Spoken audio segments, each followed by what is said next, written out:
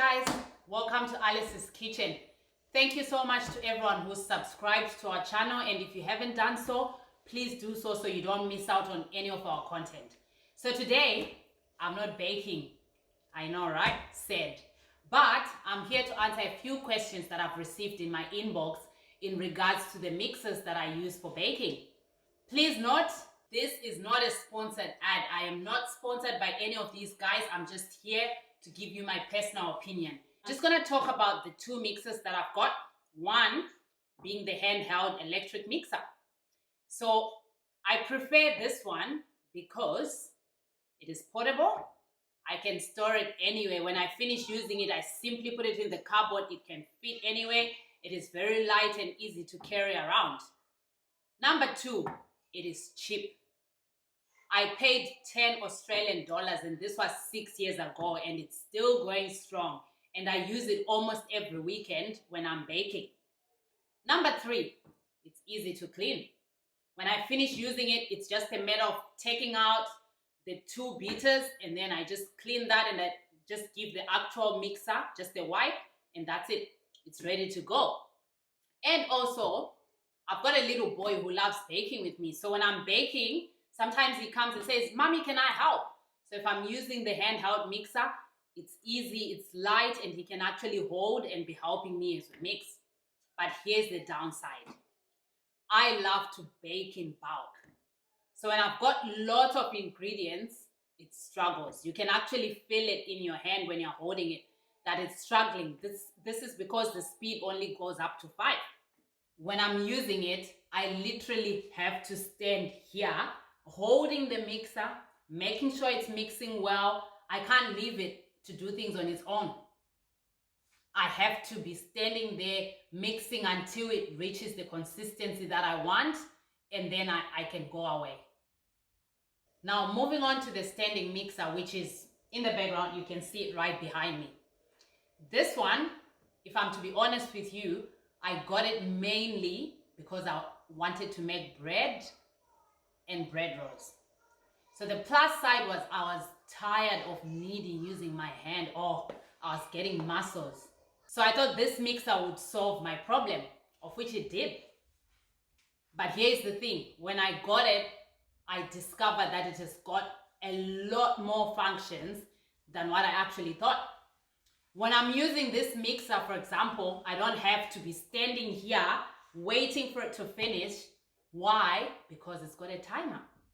So I simply set my time, then I can actually go away and do other things. When it's done with the time that you've set, it stops.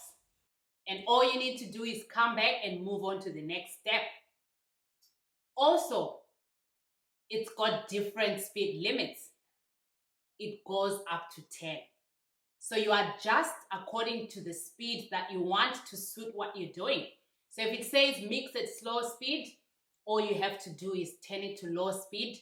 If you want it to do things a bit quicker, you simply increase the speed.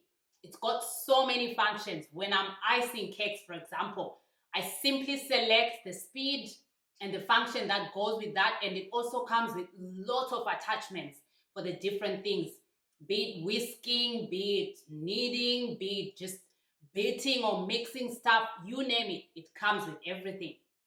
And it also has a cover. So when you're mixing your wet and dry ingredients, they're not flying out of the bowl because then there's that top lid that keeps everything together. All you do is to simply pour in things and they stay there. So this mixer has been a lifesaver, if I can say, and it has made me love and enjoy baking even more. It's simplified my life. But the downside, it's not cheap. But if you love baking, if you've got the money, go for it. Get it. It's worth it. Other downside, it's bulky. You need actual storage. So the handheld mixer, I can put it anywhere. It can even fit inside a saucepan or a pot. This one is bulky. You actually need to create space. I'm lucky because I've got a pantry. So I simply just store it on one of my shelves in the pantry. And even putting it up there, it's a bit heavy. So you need to be careful when you're handling it. And you have to make sure you clean it properly. And that bowl that I use is actually glass. So handling it, I have to be super careful.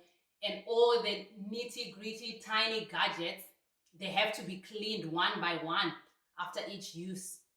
So that takes time. So there you have it, guys. This is just my own personal opinion. If you ask me which one to go for, I'll tell you it's up to you. Each one has its own advantages and disadvantages, and it depends purely on what you're using it for. I use both. Depends on what I'm making. If I'm just doing quick cupcakes, or if I'm doing something that doesn't have lots of ingredients, I go for the handheld mixer. If I'm doing something that's got like lots of ingredients, I usually go for my standing mixer. Also, if I'm going to be doing other things in between baking, I go for my standing mixer as well because it's got a timer.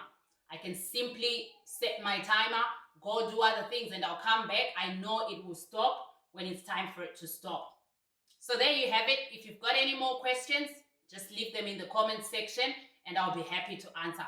Happy baking!